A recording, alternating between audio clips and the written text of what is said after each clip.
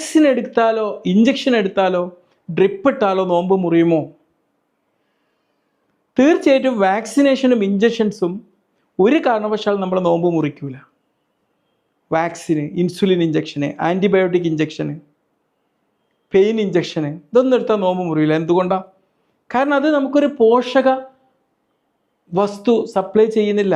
ഒരു വൈറ്റമിനോ മിനറലോ ഒന്നും സപ്ലൈ ചെയ്യുന്നില്ല. പക്ഷേ നമ്മളിപ്പം ക്ഷീണത്തിന് വേണ്ടി ഒരു IV ഫ്ലൂയിഡ് എടുക്കുക, ഒരു ഗ്ലൂക്കോസ് കയറ്റി തരിക, അതിലേക്ക് വൈറ്റമിനൊക്കെ ആഡ് ചെയ്തിട്ട് കയറ്റുക, തീർച്ചയായിട്ടും നോമ്പ് മുറിയും. ഇപ്പോൾ ഗ്ലൂക്കോസ് ഡ്രിപ്പ് ഇടുകയാണ്, തീർച്ചയായിട്ടും നോമ്പ് മുറിയും. പാരൻ്റൽ ഫീഡിങ് ചെയ്യാൻ നോമ്പ് മുറിയും.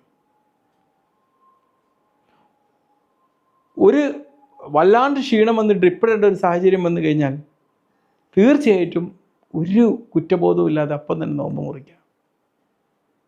നമ്മുടെ ജീവൻ സംരക്ഷിക്കുന്നത് ഫാസ്റ്റിങ്ങിനേക്കാളും ഈമാനുള്ള കാര്യമാണ്.